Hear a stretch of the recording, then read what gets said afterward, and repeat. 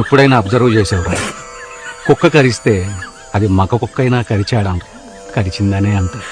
పక్షి అరిస్తే అది మగ పక్షి అయినా అరిచాడంటారు, అరిచిందనే అంటారు.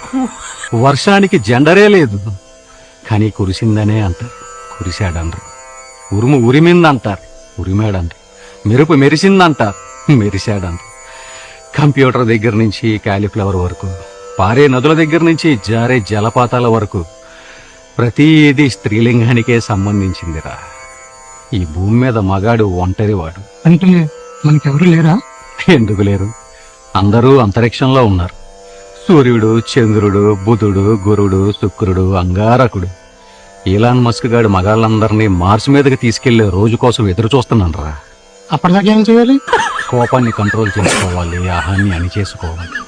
బానిసగా బతకడం బ్రతుకు తెరువు చేసుకోవాలి నాయన. నేను చేసుకోను. అయితే